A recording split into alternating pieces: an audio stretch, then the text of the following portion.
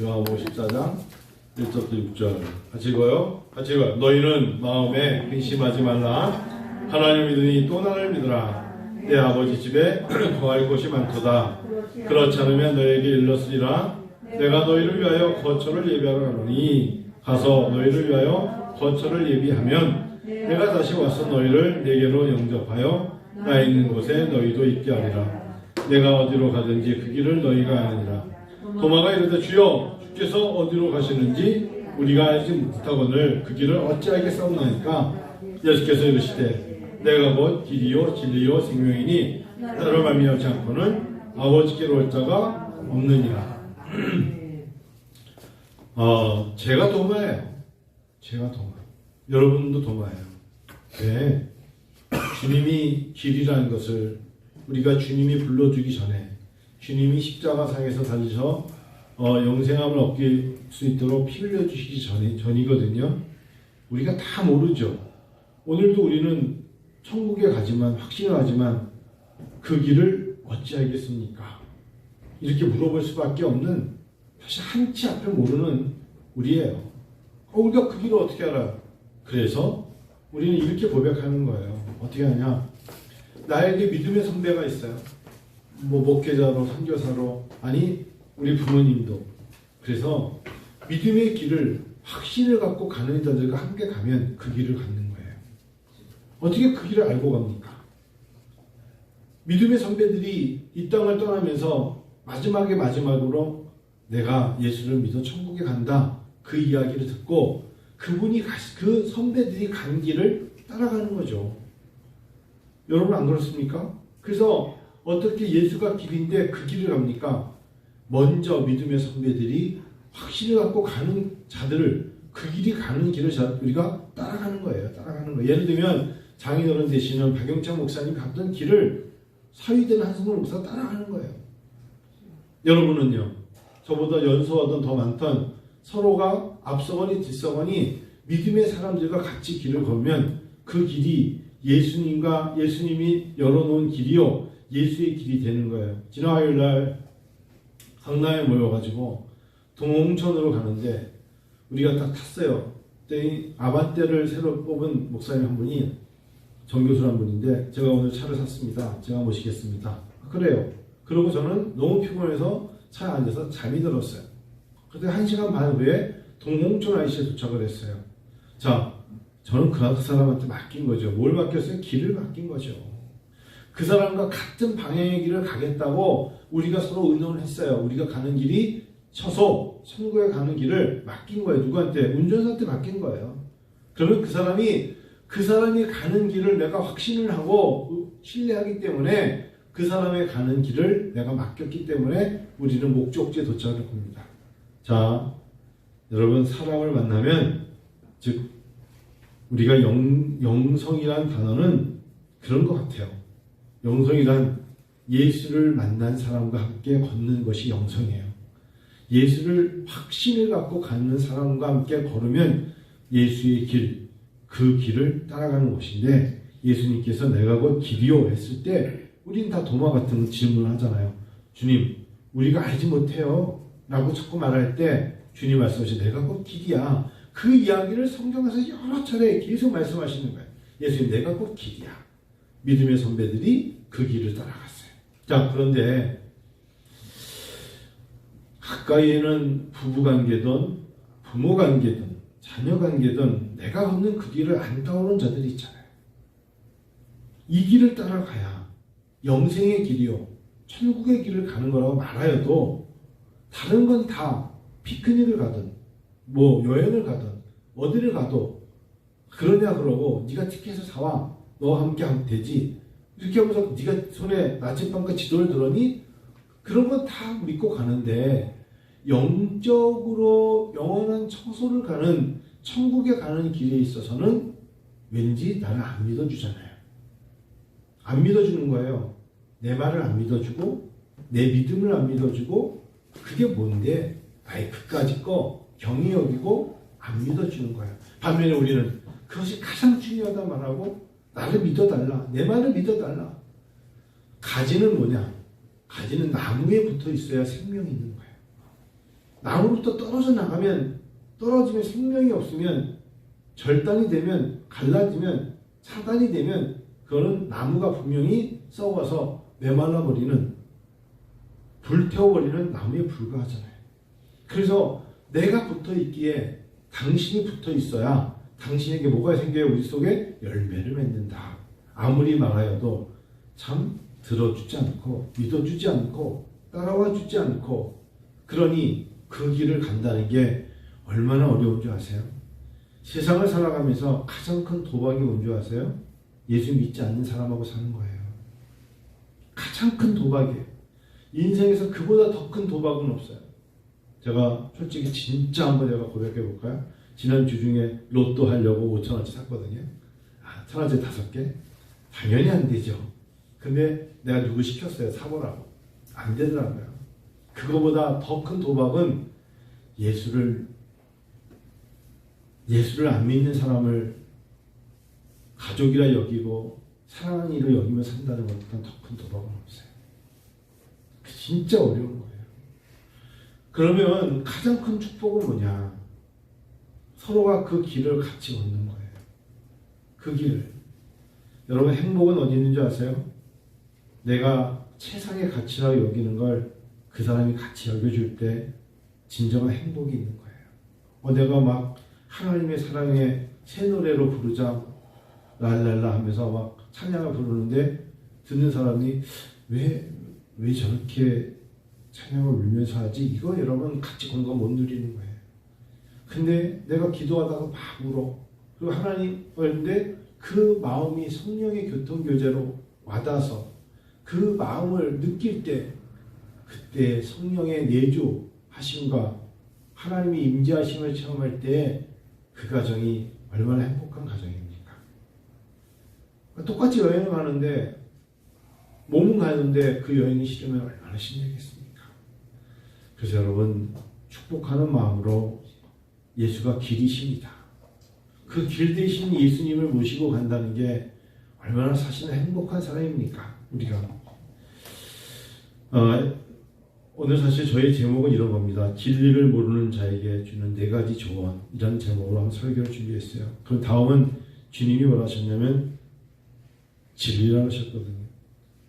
진리요, 길이요, 진리요, 생명.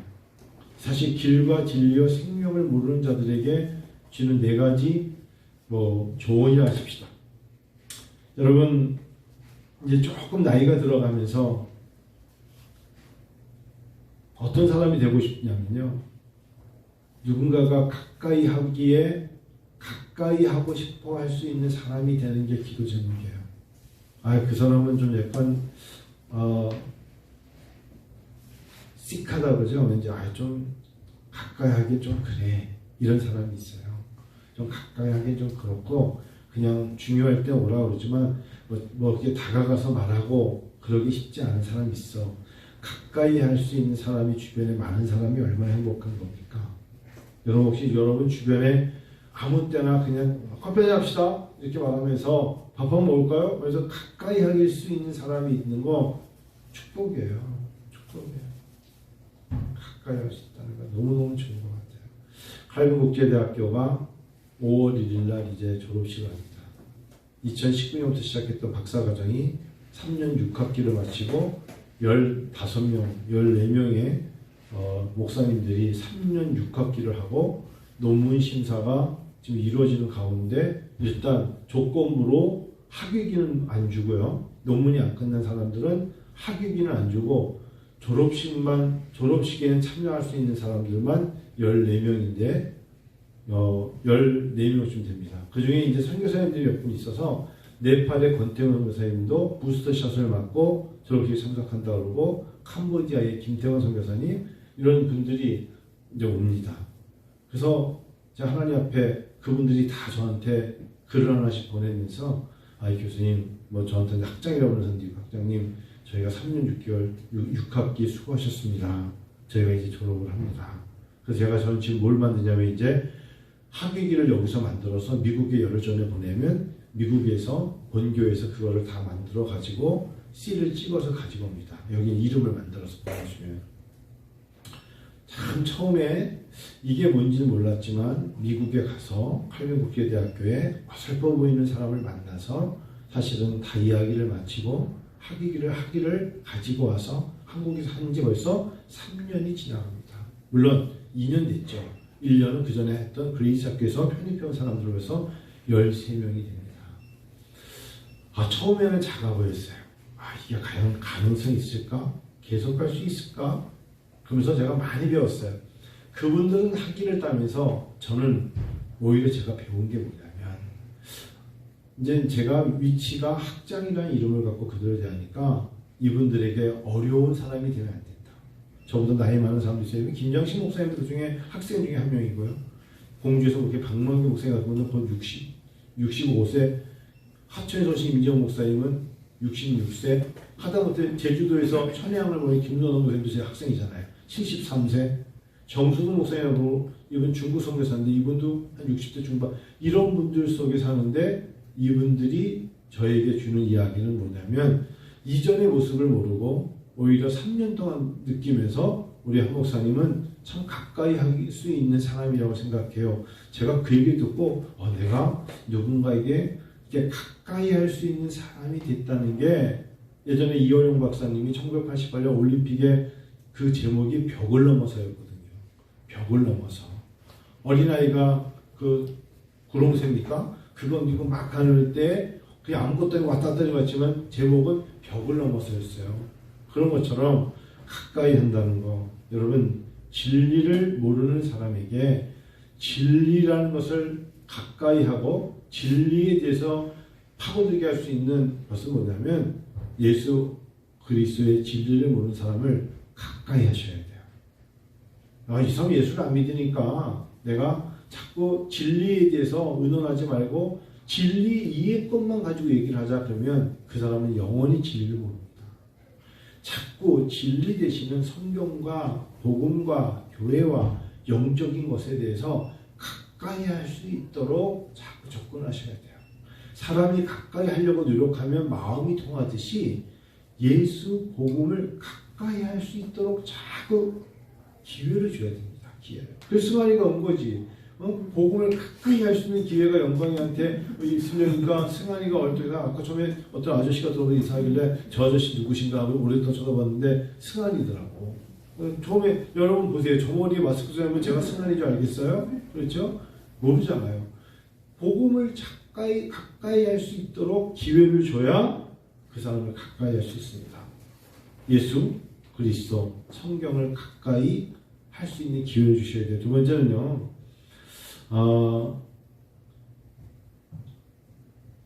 좋은 교수들은요, 고수들은 쉽게 말해요.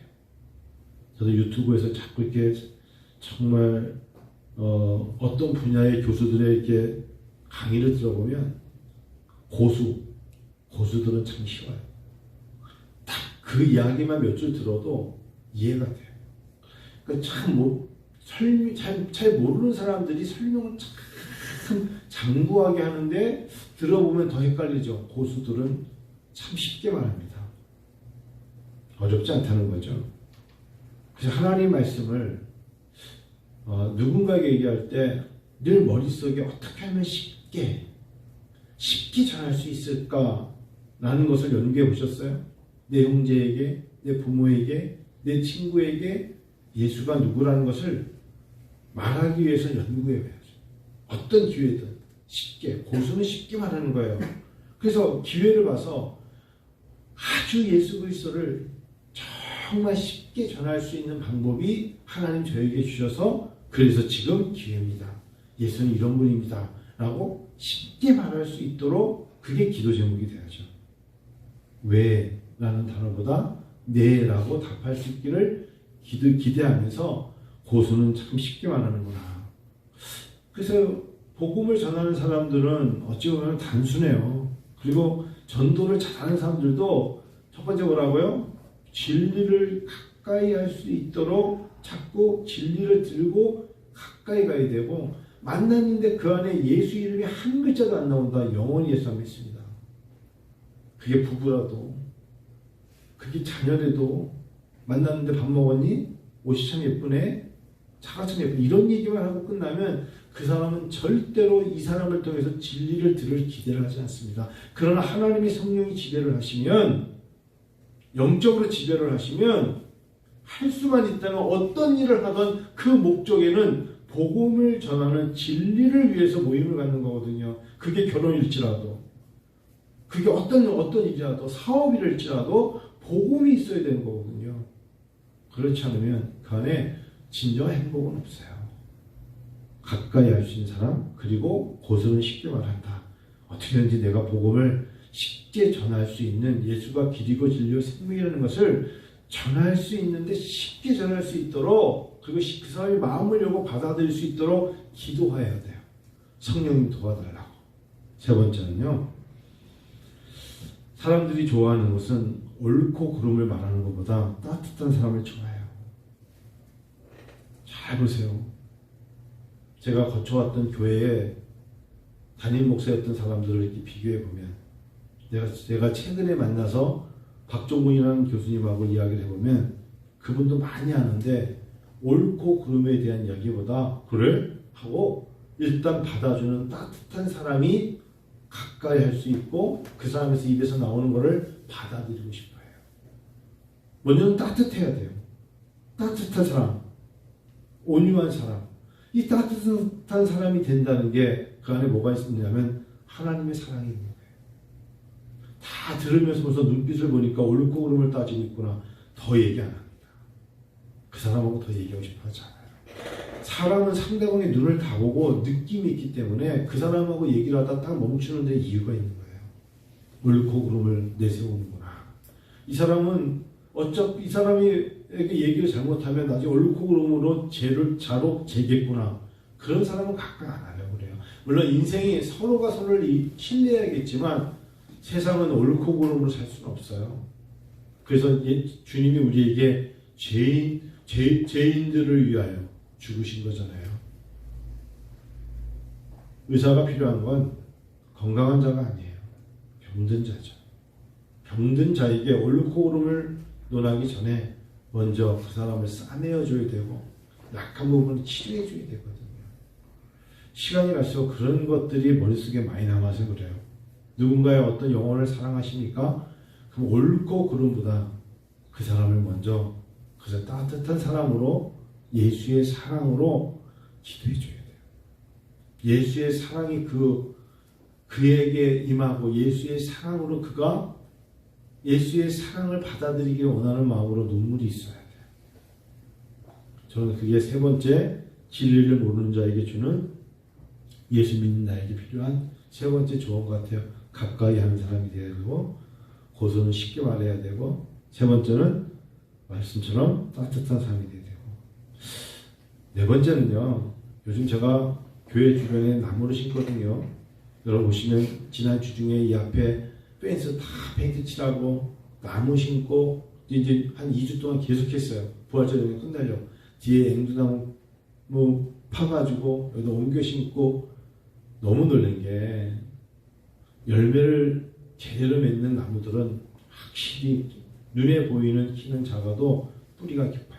그래서 보이지 않는 깊이와 보이는 높이는 다를 수 있다는 걸 잊지 마세요. 보이지 않는 깊이와 보이는 높이에서 우리는 하나님의 상급이 보여요. 저는 한편으로는 보이는 높이는 사람들 앞에 보이는 거, 그 입에서 나오는 말로 감동과 영향력은 거의 없어요. 설득을 하려는 말은 있을 수 있지만 거기에 무슨 진짜 감동을 받아가지고 와, 그 사람에서 나오는 말로 우리가 감동을 받아, 그렇지 않거든요. 근데 보이지 않는 깊이가 있는 사람들은 그걸 우리가 내공이라 하십시다. 영성이 있어요. 보이지 않는 깊이에서 나오는 울림이 있어요. 그게 그 사람들에게 끌어가는, 왠지 그 사람에게 기도를 한번 받으면 힘이 될 것 같고 치료가 있을 것 같다고 느껴질 때 그 기도를 통하여 역사하시는 거예요. 제가 금요일 토요일 날 이틀간 기도를 했어요. 어떤 기도를 했냐면, 지난 주일에 아이스크림 사러 왔던 우리 김상우 목사님 오늘 또 오실 줄 알았는데 오늘 이 설교는 사실 그런 것 중에 하나예요. 그래서 제가 내일 모레 김상우 목사 점심을 먹기로 했어요. 아무래도 그 사람이 개척을 하던 뭘 하던 담임 목사였던 내가 깊은 울림의 말을 해줘야겠구나. 아이, 목회해보니까 안 되더라고요. 이거는 그렇게 쉬운, 어떤 분식점 하나를 내도 그렇게 쉬운 게 아니기 때문에 그렇게 쉬운 게 아니에요. 그렇게 쉽게 말할 수 있는 게 아니고, 뭐든지 그래요. 하물며 하나님의 나라를 하다가 해보니까 안 되네, 힘들어 라고 머물 수 있는 게 아니거든요. 그래서 제가 이틀간 고심하다가 계속해서 연락을 취하고, 할 때 하더라도 우리가 하나님 말씀하시기를 누군가를 실족하게 하면 연자맷돌을 목에 메고 바다에 던진다 했어요.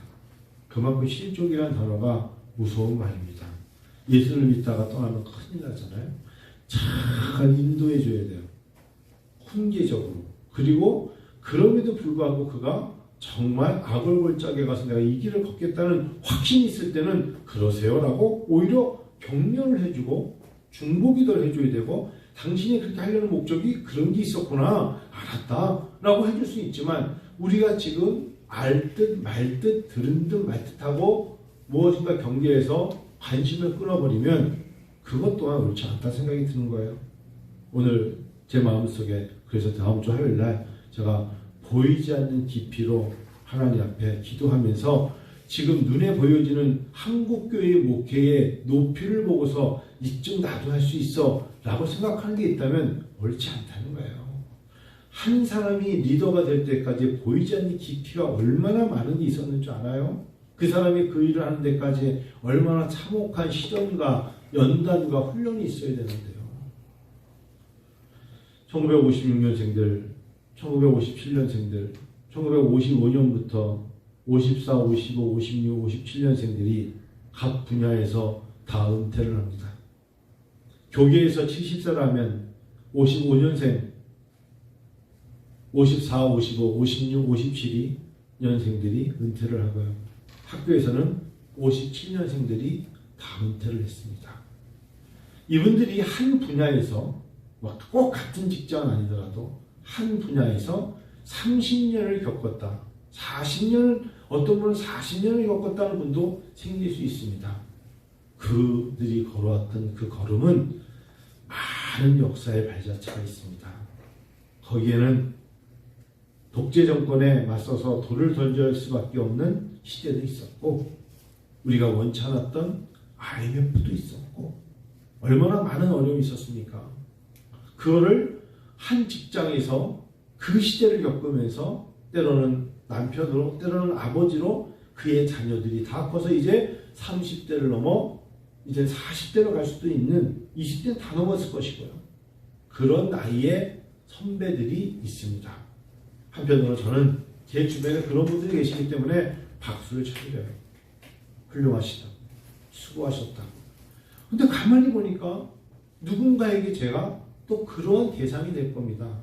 누군가에게 한 분야로 그런 길을 걸었고, 그렇게 20년을 걷고 30년을 겪으면서 이제 서서히 은퇴 자리에 가는데, 한 교수님도 교직을 7년밖에 남지 않았다는 이 엄청난 사실 앞에 점점 시간이 금방 다가오고 있어요.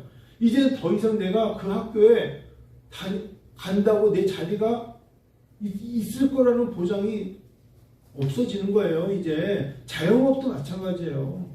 자영업은 80세, 90세까지 할 수 있을 것 같아요. 천만에 그렇지 않아요. 시간이 있어요. 그동안에 보이지 않는 깊이, 그리고 나중에 이제 어느 순간에 반대로 보여지는 높이를 말할 때가 온다는 거죠. 내가 30년 있었어요. 이렇게 딱 말할 수 있는 높이가 있어요. 지금 우리 그 명서회가 있으니까 그런 생각이 드는데, 그 우리 이원영 박사님이, 이원영 박사님은 사실 글 쓰고 글로 유명하고 엄청나잖아요. 근데 그에게 두 아들이 있죠. 거기 두 번째 아들이 이강무 교수입니다. 아마 명성인의 학교 교수님일 거야. 일 수 있어요. 아닐 수 있지만 백석대학교 애니메이션 교수거든요. 이강무 교수입니다. 이원영 박사님 둘째 아들입니다. 그러니까 사실상 이원영 박사님 볼 때는 글 쓰는 분이었고, 오히려 아들은 그림을 그리는 분이에요. 참 다르죠? 너무 다르죠? 제가 왜 이런 말씀을 드리냐면, 저마다 하나님께 받은 은사가 다 달라요. 아버지가 글을 잘 쓰면 아들도 글을 잘 쓸 것 같지만 그렇지 않을 수 있고, 아버지가 수영을 잘한다고 아들이 수영을 잘하는 건 아니잖아요. 그런 것처럼 다를 수 있어요. 그런데 어느 순간에 아버지 역할이 뭐냐? 깊이를 가지고 연구한 아버지에게서 나중에 그 아들이 그 깊이를 통한 높이를 보여줄 때가 있어요. 먼저는 뿌리죠. 나로 끝나는 게 아니라 나의 자녀들을 향한 뿌리가 있어요. 그 뿌리가 뭡니까? 길이요, 진리요, 생명 되시는 예수님이신 거예요. 이제 여러분, 제가 말씀드리려는 요점을 아실 거예요. 어떤 길을 걸어야 된다고요? 믿음의 사람과 길을 같이 가세요. 내가 길에 대한 확신을 모르면 내가 들었던 사람 중에 얼마나 확실한 행복입니까? 내가 염려하지 않아도 그 사람이 하는 대로 주일 아침이면 이런 시간에 어디를 가는 사람 따라가면 예배드리러 가는 길이 될 것이고, 그 사람이 가는 길에 기도가 있으면 같이 기도하면 될 것이고, 내가 그 길이에요. 도마처럼 물어보는 건 한계가 있다. 우리가 알지 못합니다. 이제 내가 알려주는 사람 돼야 되고, 두 번째는 진리를 모르는 자에게 가까이 하게 쉬는 사람이 되셔야 돼요. 그것이 곧 진리를 가까이 할 수 있는 자로 인도할 수 있는 사람이 되어야 된다. 그래서 영광이도 지금 뭐 옆에 친구들이 있고 다 있지만, 20대에는 참 그런 이야기를 뭐 예수 믿어, 교회 잘 다녀 이런 말 하기가 참 쉽지 않은 나이인 건 사실이지만, 그래도 그 나이 때에 만약에 복음을 전할 수 있는 친구를 얻어서 그 친구가 나중에 자기 신앙 간증에 내가 내 나이 21살에 누구를 통해서 복음을 왜 기회를 얻어서 예수를 믿었다. 엄청난 상급이죠. 엄청난 상급인 거예요.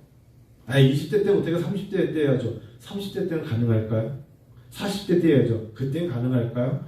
내 주변에 예수 믿는 사람이 한 명도 없기 때문에 난 복음을 전할 기회가 없었다. 그러고 그냥 끝나는 거겠죠. 그렇지 않거든요. 가까이, 복음을 가까이 할 수 있는 진리를, 생명을, 길을 가까이 할 수 있도록 예수 그리스도를 가까이 할 수 있도록, 그리고 고소는 쉽게 말한다. 즉 복음을 아주 쉽게 어느 기회에 이때쯤 하나님 앞에 정말 누가 아프다 그러면 다가가서 예수의 이름으로 제가 기도해 드릴까요? 이렇게 말할 수 있는, 제가 예수를 믿습니다. 이렇게 말할 수 있는 그 기회, 그래서 단순하게 쉽게 그러나 오랫동안 생각해왔던 그 사람을 향한 내 마음을 전해야 될 것을 품고 있을 때 나타날 수 있죠.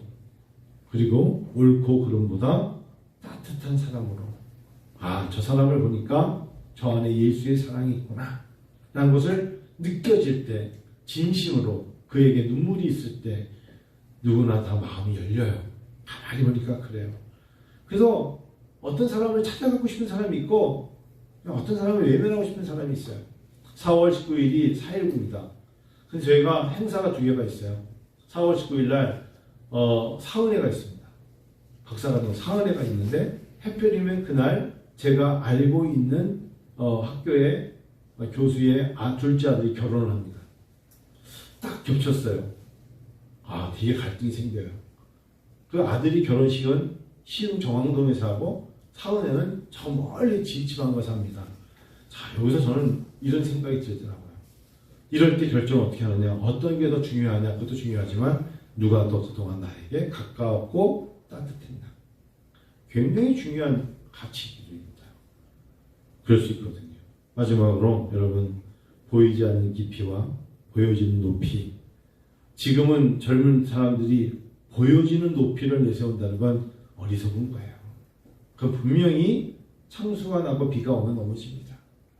쉽게 보여지기 때문입니다.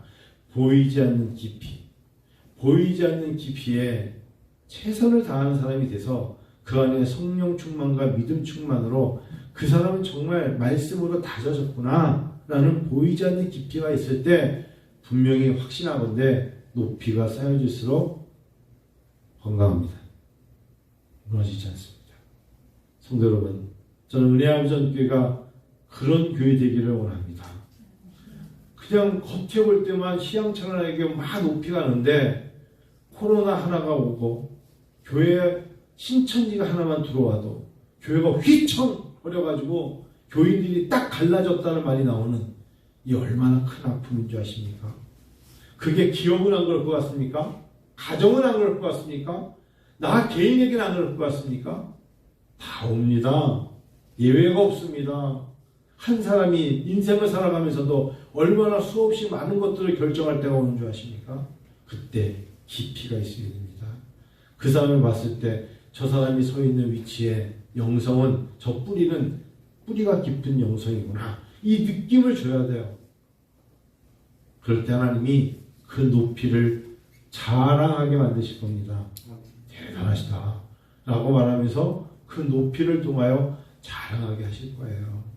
그런 성도와 그런 교회와 그런 사람들과 함께 어우러져가는 신앙의 공동체에 2022년은 부활절을 맞이한다면 이 또한 얼마나 행복합니까? 청양에서 목회하는 노인선이라고 예전에 생각날 겁니다. 그 아버님이 노재원 목사님이 아들이 노인선이가 제 신학교 제자인데 청해신학교 인선이가 와서 아버지 목회를 해줬으면 좋겠다고 기도하신 지 10년이 됐는데 노인선이가 나이가 이제 꽤 찼어요. 근데 그 아버지가 이번에 은퇴를 하십니다. 70대 중반인데 잘 걷지 못하시겠대요. 은퇴를 하셔요. 그런데 담임 목사 누군지 모르겠지. 일단 먼저 은퇴를 하시는데 그런데 은퇴하는데 설교를 저에게 부탁을 하셨어요. 노예 목사님들이 엄청 많거든. 저 서천에도 목사님도 있고 많은데 노재현 목사님이 한승돈 목사님이 와서 은퇴 설교를 해달래. 제가 전화 받고 처음에 얼떨떨해가지고 목사님 노예 그러면 저 태안에서 은퇴도 좀 할 뻔했더니 한 목사가 좀 해줘요. 그래서 제가 아주 정중하게 거절하느냐고 이틀 걸렸어. 아들 노인선이가 목회 시작할 때는 제가 할 수 있지만 노 목사님 은퇴하실 때는 30년 지기분들이 있잖아요. 그분들에게 좀 부탁을 해주십시오. 근데 그거 거절하는데 거절하는 게 더 힘들어. 아니 내가 그래도 한 목사 했으면 좋겠어서 그래. 아닙니다. 그래서 저희 그 말씀을 드렸거든요. 마음속에 어떤 생각이 드냐면 내가 그분의 눈에 뭐가 보였길래 당신이 은퇴를 하면서 이 젊은 목사한테 와서 설교를 해달라고 그럴까. 제가 노예에 있는 어떤 목사한테 대전에 있는 노예가 우리 노예 들어왔길래 홍무수 목사님한테 아유 젊은 목사에게 나한테 왜 그렇다 했더니 그 목사님이 뭐라는 줄 아세요? 한 목사님 안 젊어요. 물어봤어. 이런 씨. 그럼 내가 젊지 뭐 했더니 그 생각해보니까 40대 목사들이 꽤 많아. 근데 그 중에는 이제 제자들도 많고 내가 어느 순간에 이렇게 됐나? 내가 이렇게 중견이 됐나? 이런 생각을 갖는 거예요. 그래서 하나님 앞에 은혜와 비전 교회를 통해서 감사했어요. 보이지 않게 교회가 올 6월달이면 14주년입니다. 교회가.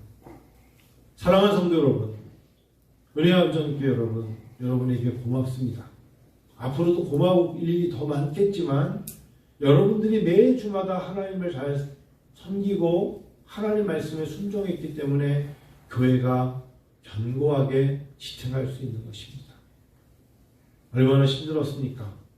사실 저는 담임 목사 입장에서 여러분에게 표현을 안 했지만 여러분들의 삶의 현장을 다 들여다볼 수는 없지만 많이 힘들 거라는 생각을 사실 많이 했어요.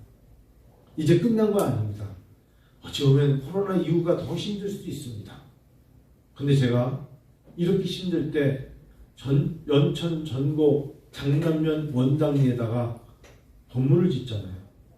저는 하나님 앞에 어렵기 때문에 대시해보고 싶더라고요. 그래서 거기는 들어간 도로가 3m밖에 안 돼서 소매점을 낼 수가 없는데 설계사무소를 통해 가지고 넣었는데 그게 또 허가가 났어요. 설계사무소가 뭐라냐면 철거하는데 작년에 똑같은 이 폐허집을 철거하는데 작년에 600만 원에서 700만 원 든다 그랬어요. 아 그래요? 근데 올해 우크라이나 사건도 있지만 철거 비용이 1650만 원입니다. 3배가 조금 안 돼요. 인건비도 그렇고 어마어마하게 비싸요. 제가 순간 주춤했죠. 이걸 왜 해야 되나? 근데 왠지 마음속에 하고 싶어요. 할 수 있을 것 같아요. 해놓으면 우리 교회가 2013년 어려울 때 은혜암전교회가 세워진 것처럼 어려울 때 하나님이 하게 하신 데는 이유가 있지 않을까. 거기서 뭘 할지 모르지만 하나님께서 그 일을 통하여 저는 영광을 받으실 거라고 확신이 생기더라고요. 무슨 일을 하든 하나님이 어려울 때 감당케 하실 거야. 그런 마음. 그래서 제가 두세 번이나 이제 철거가 이번 주에 시작이 되고, 그 다음에 이제 설계가 다 끝나가지고 그쪽 일이 시작되거든요. 다 맡겼어요. 제가 갈 수가 없으니까. 제 친구 김 목사님 다 맡겼어요. 근데 네가 네 형님하고 가서 설계하고 다 해라. 나는 건축주로서 돈만 내줄 테니까 다 해봐라. 야 목사 진짜 2배는 올랐다. 다 해라. 내 나름대로 최선을 내서 어떻게 해볼 테니까 다 해봐라. 분명히 그 일을 통하여 하나님은 나에게 계획을 보이실 것이다. 내가 그래서 시작한 것이다. 그러한 생각이 나에게 어떻게 생겼을까? 내가 겁쟁이가 될 수도 있고 소심한 사람이 될 수 있는데 그런 용기가 어디서 나왔을까? 가만히 보니까 하나님이 은혜와 비전교회 성도들의 기도예요. 여러분들이 담임 목사를 믿어주는 그 신뢰, 그리고 여러분들이 저를 갖다가 따라와주는 그 믿음, 또한 담임 목사는 표현을 잘 안 하지만 여러분 한 사람 한 사람을 생각하며 사실은 기도하고 있음이 하나님의 눈에 좋은 거예요. 믿으세요? 그런 마음이 없으면 우리가 서로가 같은 길을 못 걷잖아요. 표현은 안 하지만 정말 사랑하는 그 마음, 애틋한 그 마음이 있어요. 그래서 하나님은 그 마음의 중심을 받으신 줄로 저는 믿습니다.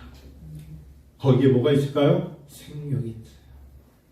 우리가 영원히 살 수 있는 생명이 있는 것입니다. 그런 마음으로 이번 한 주를 잘 넘기고 또 부활주의를 맞이해서 여러분 우리 부활의 주님을 또 기쁨으로 감사하며 맞이했으면 좋겠어요. 자 여러분 달걀 가격이 1.5배 오른대요. 어제 뉴스 보니까. 왜 그러니까 기독교에서 부활주의 되면 달걀 다 사들이기 때문에 그나마 달걀이 없대요. 자 그럼 여러분 달걀값이 오르니까 우리 다음 주에 달걀 삶거나 해가지고 나눠 먹으면 안 되죠. 그렇죠? 그거와 똑같은 일이라는 거예요. 제 마음은. 그러지 말자는 거예요. 세상은 계속 어려워질 거예요. 그럴 때 날개 피고 믿음을 가지고 하나님께 나아가는 사람을 통하여 하나님은 일하신다. 길이요 진리요 생명이시기 때문이다. 기도합니다.